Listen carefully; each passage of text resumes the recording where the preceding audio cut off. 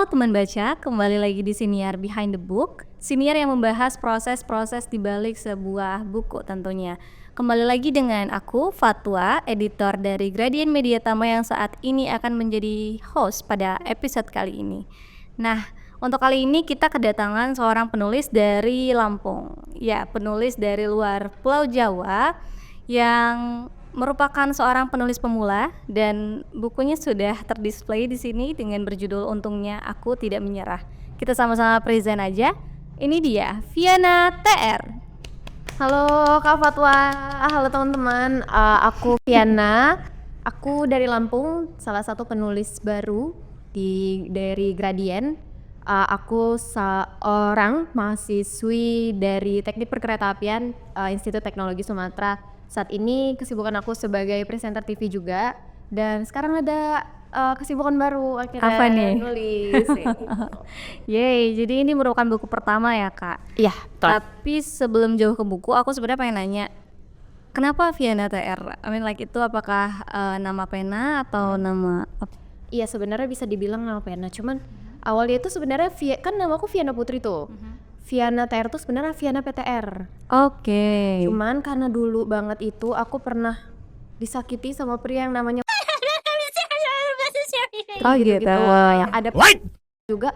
Akhirnya aku hapus P-nya gitu. Akhirnya jadi Viana TR gitu. Bobong sial ya. Oke.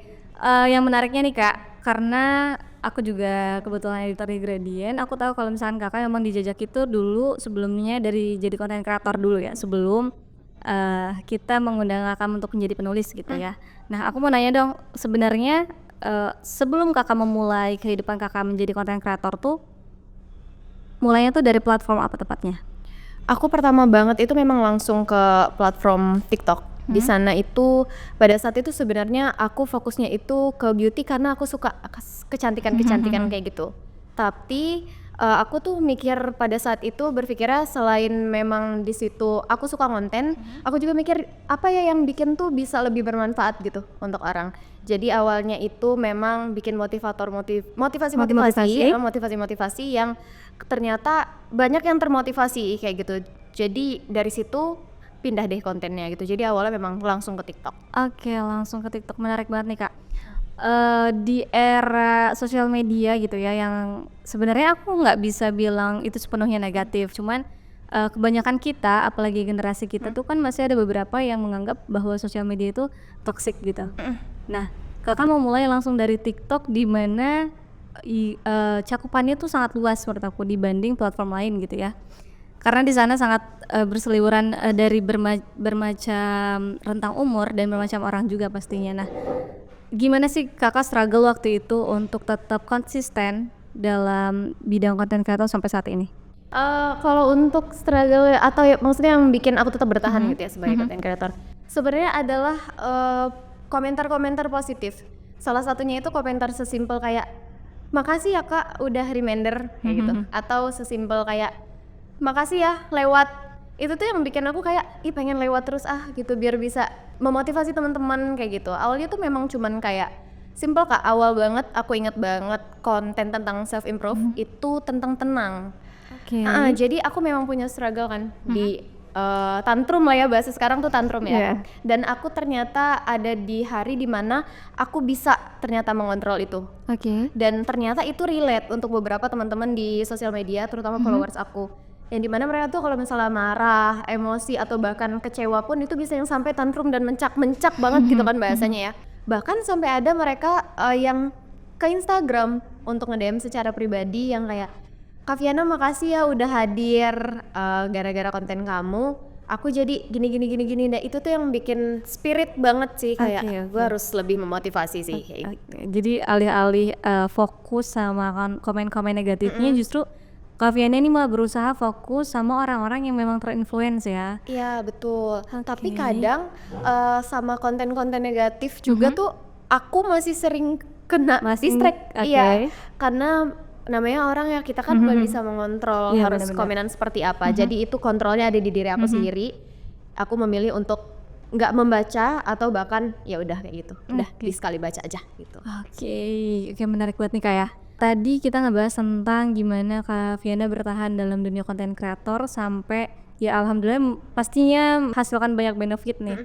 Termasuk dijajaki sama penerbit kita nih Kak. Nah, aku mau nanya nih, gimana sih pas awal karena bukan aku yang waktu itu menjajaki, gimana pas awal Kak Viana ditawarin nulis sampai akhirnya Kak Viana memutuskan untuk menulis tuh bisa diceritain nggak? Gimana prosesnya? Jadi aku itu sebenarnya udah tahu Gradient karena aku agak ngefans ada beberapa penulis di Gradient yang memang aku tuh suka banget kayak gitu, dan aku ikutin tuh kontennya. Pas siang-siang waktu itu ngebuka DM request, kaget banget kalau misalnya di DM sama Gradient. Aku berpikir pada saat itu tuh untuk promosi buku-buku penulis atau bagaimana. Ternyata aku ditawarin jadi penulis ya kan. Itu kaget banget sih. Maksudnya kayak, hah? Aku sekarang satu penerbit nih sama penulis-penulis yang favorit aku kayak gitu. Jadi memang sebelumnya aku sudah tahu. Emang udah tahu Gradient lebih dulu. Oke. Kalau misalkan aku boleh tahu nih Kak, siapa sih penulis-penulis yang emang Kak Viana look up dari Gradient Media Tama ini? Penulis yang pertama banget bikin aku tahu sama Gradient itu Kak Meisa Salwa. Oke. Ya, terus aku juga dulu itu sering banget ngejadiin snap galau gambarnya Kak Disa. Oh, Nah iya. itu ya, aku tuh memang tahu, dan coretan Lena itu quotes-quotesnya itu sempat masuk ke snap WA ya kan, karena kita untuk nyindir-nyindir gitu loh. Nah itu suka sering sih, jadi penulis mereka tuh yang bikin aku tahu Gradient kayak gitu. Oh, oke. Oke, menarik banget nih Kak. I mean kayaknya setiap orang yang suka sama seorang penulis belum tentu mereka tuh aware sama penerbitnya. Karena biasanya tuh penerbit disama-sami sama percetakan. Betul. Jadi untuk Kak Viana aware kalau misalkan penulis-penulis yang Kak Viana sukain ini dari Gradient itu sebenarnya membuat Gradient sendiri tuh merasa terhormat gitu ya. Karena Kak Viana merasa juga senang banget untuk masuk di Gradient ini gitu. Paling pertanyaan aku selanjutnya kita paling bakal bahas buku ya Kak. Nah Kak, di buku Untungnya Aku Tidak Menyerah ini itu simply menceritakan tentang apa? Buku Untungnya Aku Tidak Menyerah itu sebenarnya aku angkat dari kehancuran aku yang aku ternyata berhasil keluar dari sana kayak gitu. Jadi kalau mau ditanya satu topik sebenarnya banyak ya. Karena di setiap bab dan subbabnya itu pasti ada gebrakan yang berbeda kayak gitu. Jadi aku pernah ngobrol dengan Kak editor aku, dia tuh sampai yang bilang ini nggak udah ya, masalahnya ada lagi kayak gitu. Tapi selalu aku closing dengan gimana sih cara aku keluar dari kehancuran itu kayak gitu. Itulah jadi satu buku ini gitu. Oke, simply memang membahas tentang kehancuran nih ya teman-teman. Nah kalau misalkan aku boleh kulik lebih jauh, kehancurannya tuh dari aspek apa aja sih di buku ini? Ya, aku gagal dalam semua aspek. Maksudnya aku pernah berada di kegagalan di semua aspek. Pertama yang paling melekat banget ya sama kita, terutama keluarga. Terus aku pernah gagal secara pertemanan, aku pernah dikhianati juga. Terus di asmara, aku bisa dibilang pada saat itu aku bad luck di asmara. Terus secara keuangan, karena mungkin keluarga kan paling melekat dengan kita ya Kak. Jadi semuanya itu pasti akan berurutan seperti ekonomi dan lain-lain kayak gitu. Jadi dan aku juga pernah hampir sekali gagal di pendidikan. Jadi kalau ditanya aku gagal di titik mana, aku pernah hampir gagal di semua aspek kayak gitu.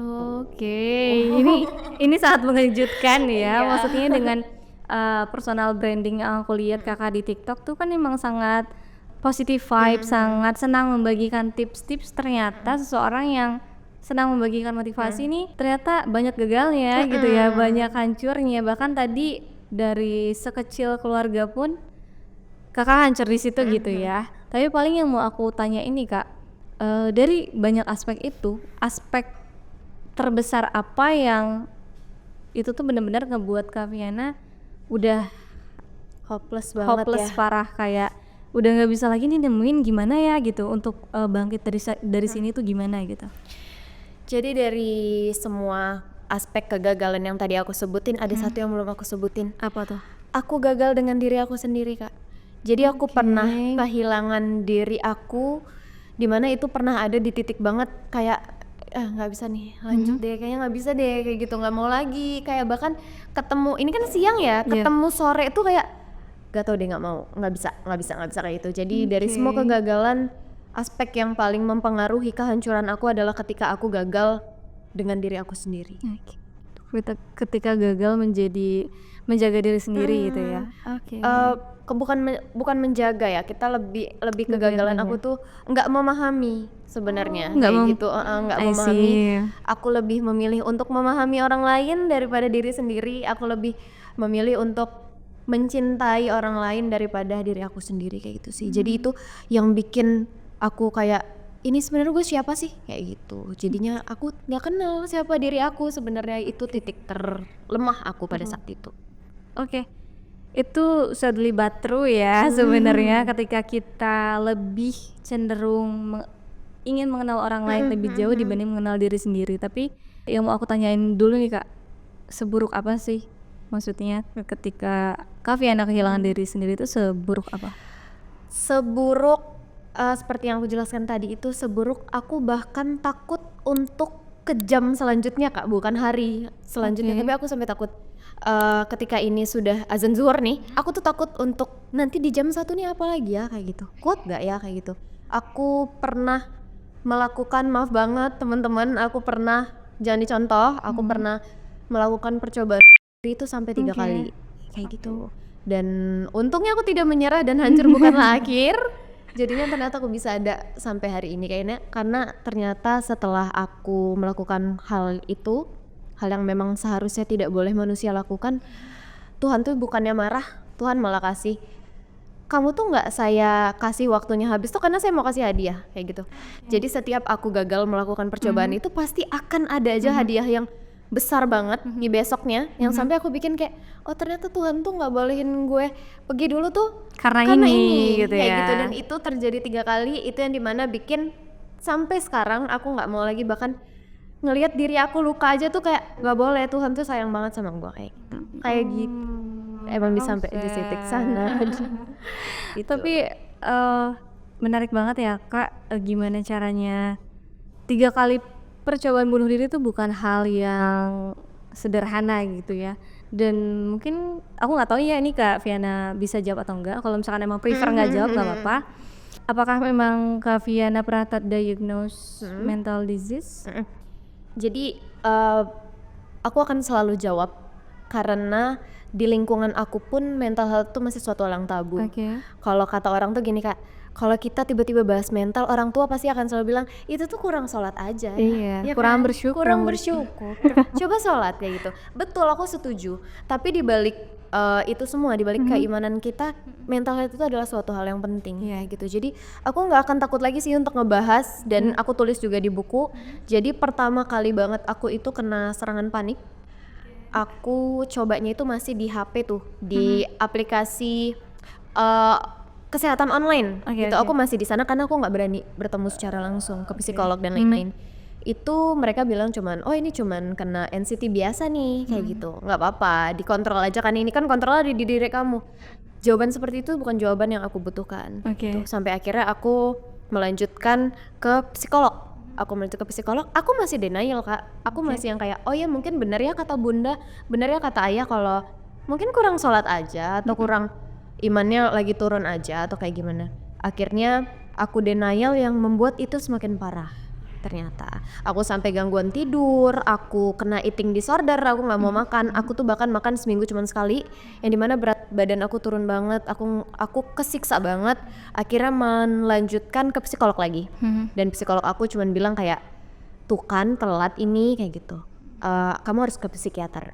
Dimana di situ aku didiagnosa anxiety disorder pada saat itu. Anxiety disorder. Masih nih Kak, anaknya kan ngeyel ya, keras kepala nih. Maksudnya pada saat itu tuh aku belum sayang Kak sama diri aku sendiri. Oke, Jadi kayak oke. udahlah, nggak apa-apa kok, kayak gitu. Akhirnya makin parah, aku sudah mulai sampai yang kalau lagi kumat tuh sampai jerit-jerit, Oke. sampai jerit-jerit banget. Dan aku berpikir bahwa ini tuh akan menyusahkan bunda terus, kayak gitu. Dan aku kasihan sama adik-adik aku harus melihat ini secara terus-menerus kayak gitu kan. Akhirnya aku balik lagi ke psikiater dan mereka bilang kamu butuh obat, kayak gitu.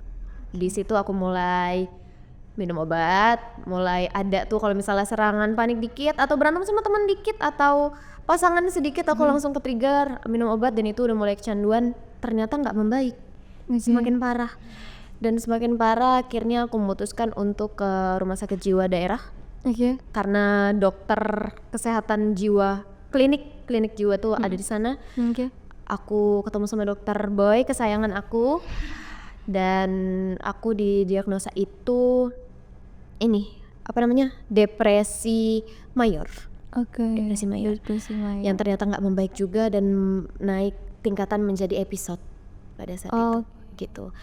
Aku nggak tahu ya ini bisa disamain sama bipolar atau enggak, tapi yang didiagnos terakhir itu episode kayak Oke, gitu. jadi memang episode nih maaf aku karena aku juga kurang mengetahui tentang ini gitu ya. Cuman memang aku tahu beberapa tentang bipolar karena memang teman aku juga ada yang bipolar kan. Kalau bipolar itu memang ada fase manic dan depresif. Nah, kalau episode nih tuh bisa dijelasin nggak gimana? Tingkatan dari si depresif mayornya ini Oke. mungkin akan ke arah sana. Tapi aku juga nggak pada saat itu karena masih ada perasaan denial ini ya Kak. Kayak aku nggak mau disebut sakit kayak itu. Jadi aku nggak mencari tahu yang kayak oh gue tuh ternyata sakit ini ya gitu. Enggak. Karena aku denial Kak. Aku tuh benar-benar nggak percaya kayak oh benar tuh yang ada di cerita dan TV itu ternyata ada di jiwa gua gitu kan. Enggak kok, gue tuh orang sehat kayak gitu.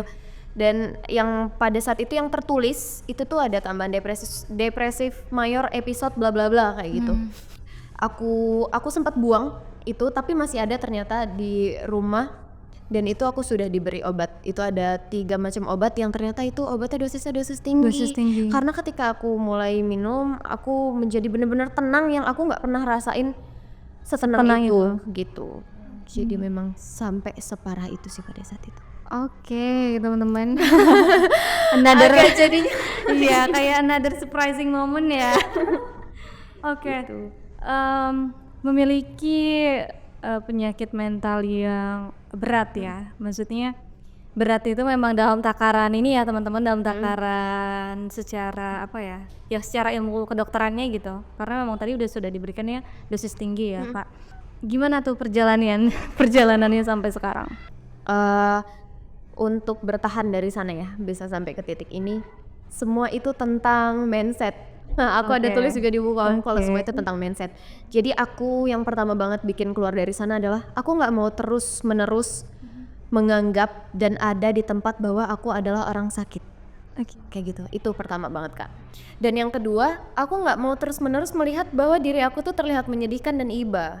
Jadi ketika aku ada di depan kaca, aku lihat oh enggak nih, nggak bisa terus-terusan kayak gini. Aku ngelihat aku yang biasa ceria, terus itu cerah gitu kan, happy, bawaannya itu ya positif aja gitu. Ngelihat ketika aku sakit itu mata aku yang cekung, wajah aku tuh yang pucat, udah nggak keurus tuh kayak gue kangen deh sama lo yang dulu kayak gitu. Balik yuk pulang kayak gitu.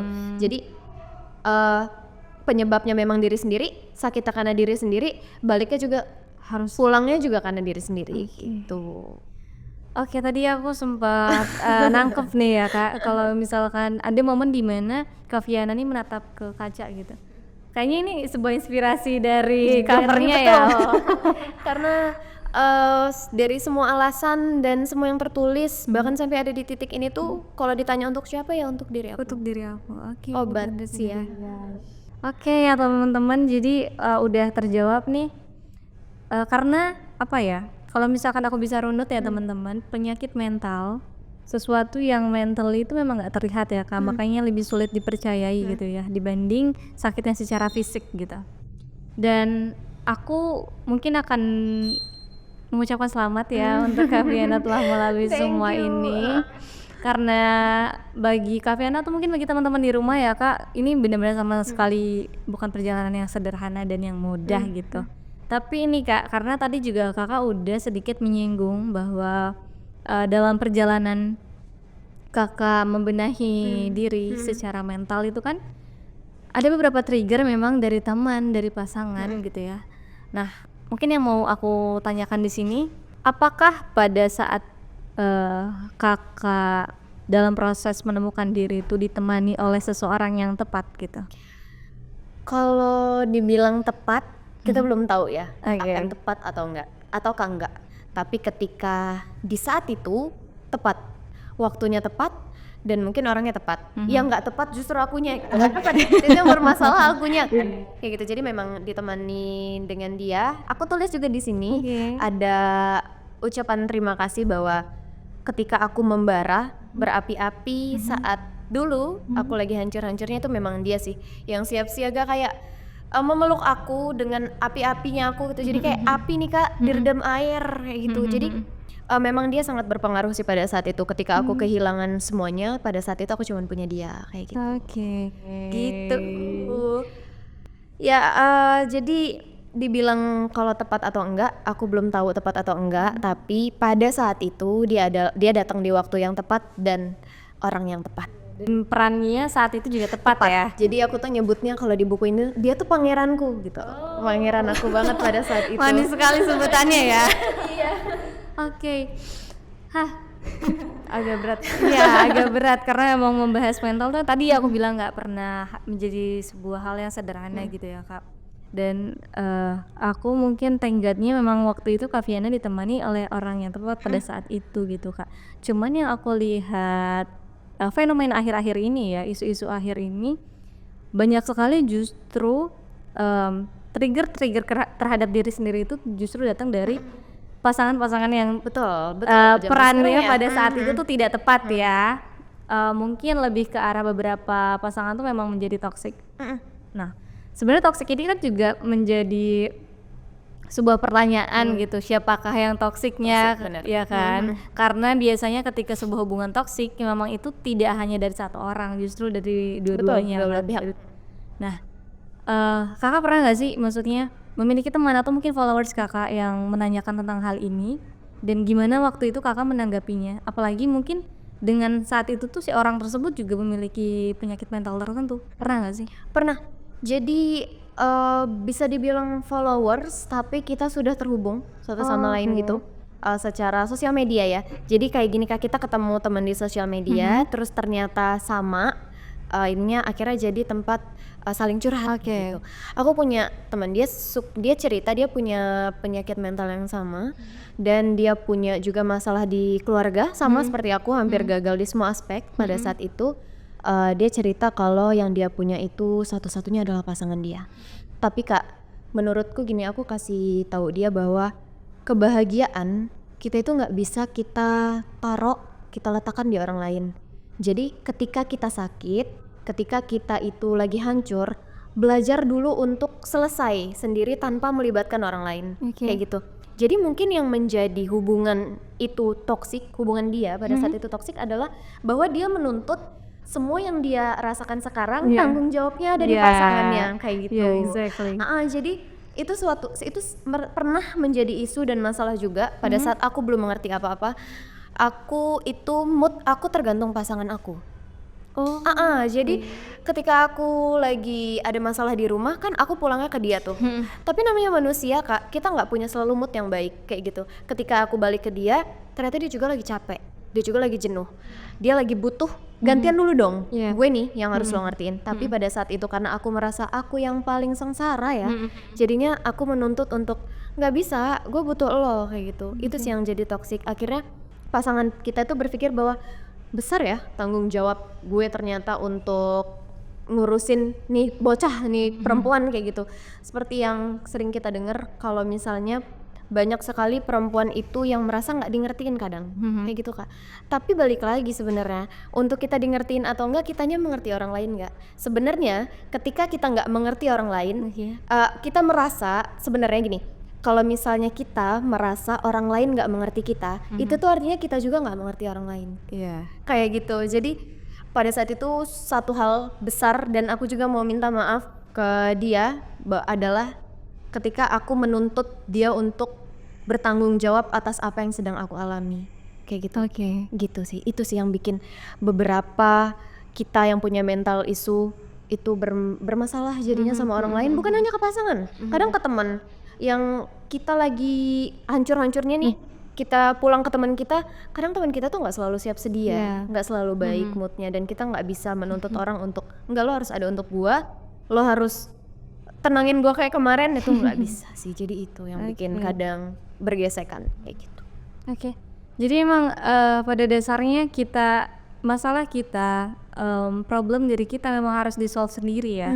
Iya betul. Maksudnya kita tuh harus punya batasan-batasan nih teman-teman, walaupun mungkin tadi yang aku tangkap dari Kak Viana, beliau sangat lying on sama pacarnya gitu, sama pasangannya pada saat itu, atau mungkin lying on juga sama temennya. Tapi ya benar, mereka juga pasti mereka juga seorang individu yang punya permasalahan sendiri, yang tidak selalu siap ketika kita mau bercerita. ke-trigger, Iya apa ya, benar. betul. Dan itu tuh bukan karena teman atau pasangan kita bermasalah, justru karena mereka benar-benar manusia gitu yang Betul ya, kita sama-sama manusia gitu, kita sama aja gitu, benar-benar itu. bener. setuju Jadi sih. memang diri kita tuh memang yang harus bertanggung jawabnya diri sendiri. Kalau tadi kata Kak Viana ya sakit sendiri diakibatkannya oleh sendiri, maka pulangnya juga harus sendiri gitu ya. benar.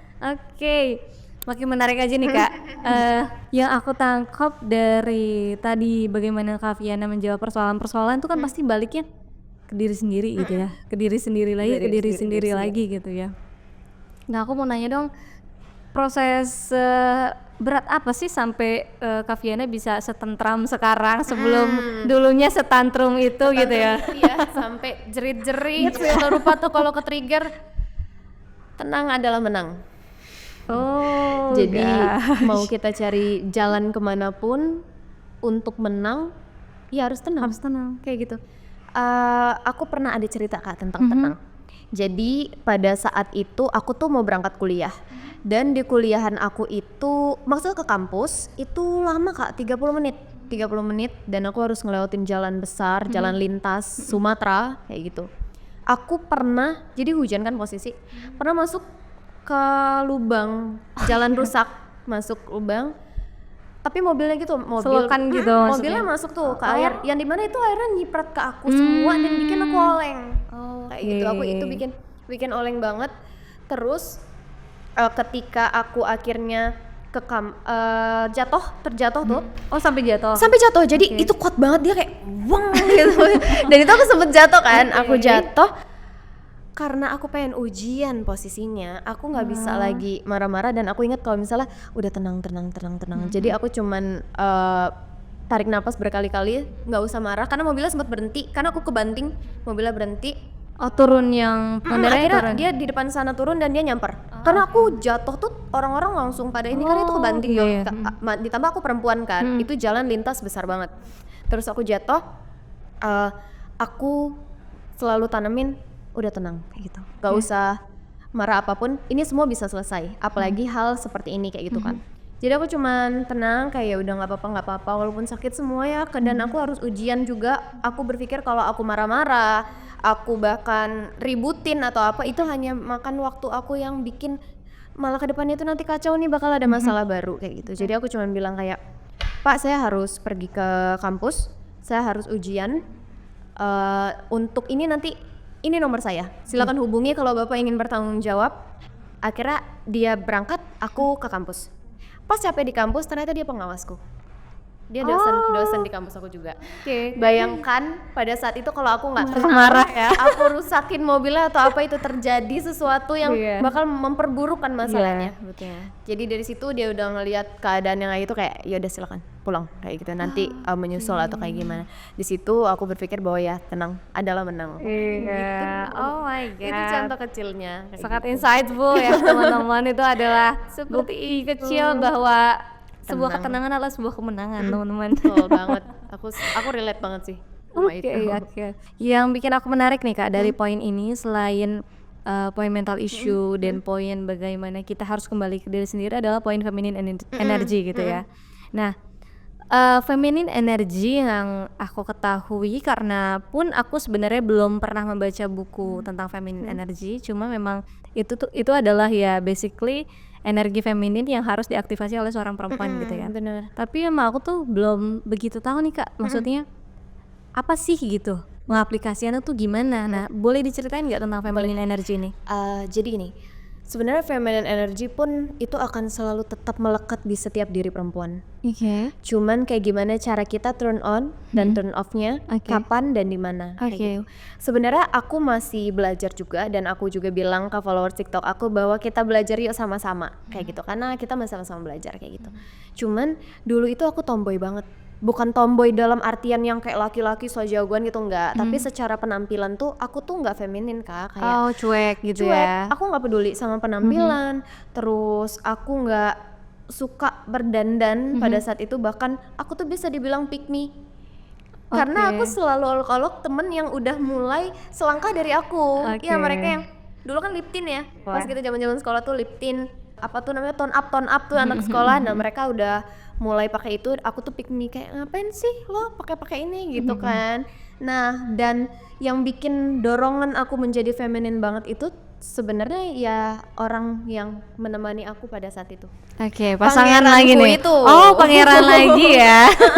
Jadi dia tuh sempat bilang kalau misalnya kamu mau cantik, kamu nggak perlu terlalu nganuin penampilan. Sehat aja dulu kayak gitu. Karena pada saat itu tuh aku cuek sama badan aku tuh sampai nggak makan dan lain-lain. Itu kan termasuk nggak sayang sama diri sendiri, Kak. Itu aku sampai kena asam lambung segala macam kan. Dia bilang, kamu nggak perlu cantik karena kamu udah cantik dan itu adalah suatu hal yang kamu bawa dari lahir. Dia bilang kayak gitu. Tapi kamu harus menarik, dia bilang. Karena kalau kamu cantik doang tapi kamu nggak menarik, aku bosen deh liatnya kayak gitu. Itu entah sarkas atau memang cara dia mendorong aku. Aku nggak peduli ya, Kak, apakah itu juga pada saat itu adalah sifat manipulasi dari laki-laki, aku nggak tahu. Cuman yang aku tangkap pada saat itu, oh gue didorong nih kayak gitu untuk grow kayak gitu. Gue nggak bisa kayak gini terus kayak gitu. Terus dia bilang, udah yang penting sehat aja dulu. Nah dari situ tuh aku terdorong untuk makan tepat waktu, aku menjaga berat badan, terus itu aku mulai olahraga karena dia juga suka olahraga. Dia bilang nanti ikut olahraga ya, kita ikut aku lari nanti sore pulang sekolah kayak gitu. Aku ikut tuh yang dimana kayaknya enakan deh ngelihat badan lebih baik kayak gitu. Dan dari situ tuh dulu juga aku suka ngomong kasar, terus itu galak segala macam. Sedangkan dari feminine energy sendiri itu kita harus penuh dengan keselarasan dari kata lembut kayak gitu. Bukan berarti anggun yang lebay ya, Kak, tapi lebih ke bagaimana sih caranya kita nunjukin bahwa kita adalah perempuan kayak gitu. Nah jadi feminine energy yang pertama kali aku aplikasikan itu adalah tentang penerimaan, terus itu intuisi, cara kita merawat dan lain-lain. Sedangkan kalau misalnya maskulinnya kan mereka yang bergerak, mereka yang action. Kalau kita tuh sebagai perempuan ya udah kita menerima aja, kita merangkul, kita merawat kayak gitu. Nah aku mulai tuh fokus dari sifat-sifat dan sikap-sikap feminin yang akhirnya merembet ke penampilan. Ternyata karena secara nggak langsung ketika kita sudah mulai terjun ke dunia feminin itu kita pasti akan memperbaiki penampilan kayak gitu. Nah dari situ aku mulai sayang sama diri aku mulai skincarean, bodycarean, ditambah dorongan dari si dia juga yang kayak kamu tuh nggak bisa kayak gini terus, kamu tuh perempuan kayak gitu. Dia selalu marah kalau misalnya aku bentak-bentak atau apa, nggak perempuan kayak gitu, kayak perempuan kayak gitu. Dari situ akhirnya ke bawah sampai sekarang ya aku masih terus belajar kayak gitu. Jadi feminin nggak semuanya tentang penampilan, Kak. Penampilan itu memang betul kita butuhkan, tapi itu tuh sudah selaras ke belakangnya loh. Di depannya itu masih tetap kayak intuisi kita sebagai perempuan, perasaan kelembutan kita dan lain-lain kayak gitu. Feminine energy. Menarik banget ya teman-teman. Ternyata Kak Viana yang bisa kalian lihat ya sekarang yang sangat cantik dengan nail artnya. Ternyata dulu tuh setomboy itu justru ya. Iya pokoknya aku nggak perhatiin banget deh sama penampilan. Jadi bukan tomboy yang kelaki-lakian tapi memang cuek aja gitu. Cuek aja Cuman gitu. mungkin pada saat itu orang menilainya tomboy gitu ya, padahal enggak sih. Oke, ini menarik banget ya, Kak. Maksudku menjadi mengaktifasi atau energi feminin itu berarti bukan hanya soal penampilan. Tadi, bukan hanya soal penampilan, ternyata itu juga bagaimana kita mengasah teman-teman sisi kelembutan kita, sisi intuisi kita. Nah, kalau misalkan aku bisa tangkap juga bahwa energi feminin ini bisa di turn off dan turn on pada beberapa situasi tertentu gitu ya. Berarti yang mau aku tanyakan, berarti untuk beberapa situasi yang menuntut seorang perempuan itu untuk tegas, berarti itu juga nggak menutup kemungkinan untuk kita turn off energi feminin dan turn on maskulin gitu ya.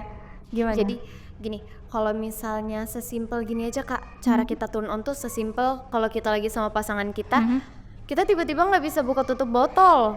Bukan berarti menye-menye ya, tapi itu salah satu cara memberikan dan membedakan kamu yang maskulin, biar aku yang feminin. Sesimpel itu.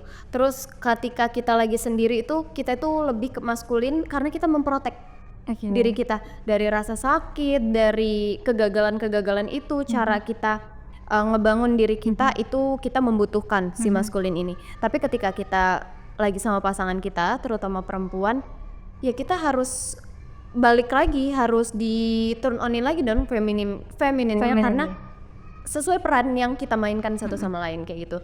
Jadi sesimpel ketika kita lagi sendiri tuh kita gampang banget buat opsi, keputusan kayak ya udah gue tahu resikonya dan konsekuensinya. Tapi ketika kita sama pasangan kita, feminine energy kita on, kita tuh pasti akan yang kayak aku nggak tahu ya ini akan merangkum atau enggak, tapi di semua bab sebenarnya semuanya itu kembali lagi kepada mindset.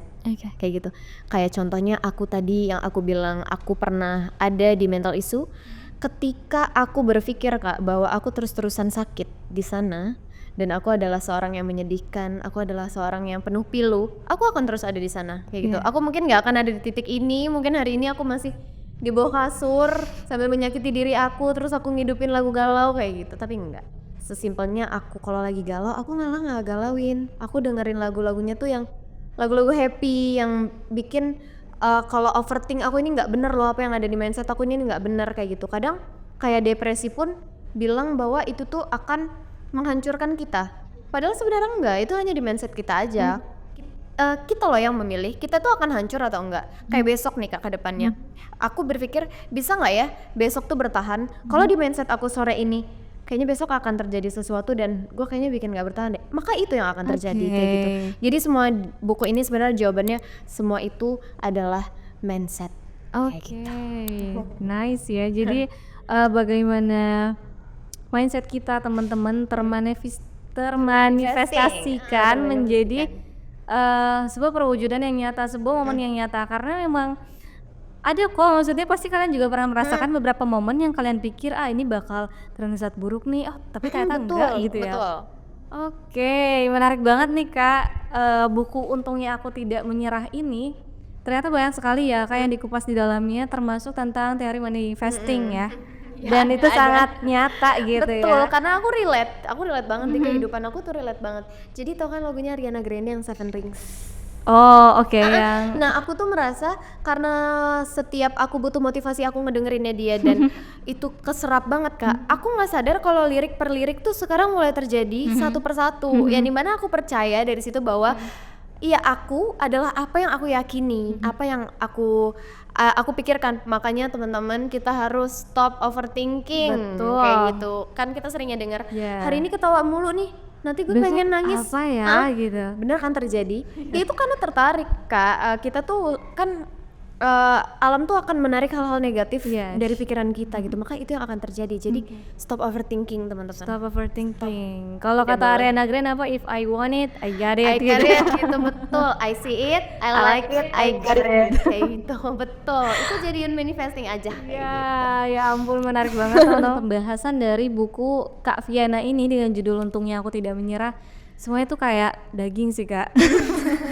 Bener-bener kita sangat merasa untuk aku ya sebagai editor, dan mungkin kalian harus membaca ini karena kalian akan merasa terhormat untuk membaca ini karena Kak Viana nih udah rela-rela loh menceritakan semua kesakitannya, dan itu nggak pernah mudah teman-teman untuk dibagikan. Sulit sekali untuk menulisnya. Iya betul, dan mungkin aja beberapa teman-teman gak relate plek-ketiplek gitu ya dengan apa yang Kak Viana rasakan, tapi Kak Viana di sini tuh menurut aku solutionnya tuh masih sangat general, masih sangat bisa diaplikasikan oleh siapapun menurut aku.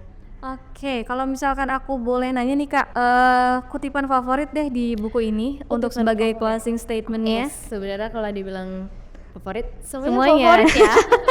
Aku sangat menyukai semua sisi yang ada di buku, tapi ada di sini di halaman 12 bahkan. Oke, baru halaman awal ya. Awal aku suka banget karena sengaja itu ditaruh di awal karena aku suka. Bacain ya. Oke, boleh. Nih. Tuhan selalu merajut tikar untuk kita rebah, entah untuk menyambut duka atau hadiah.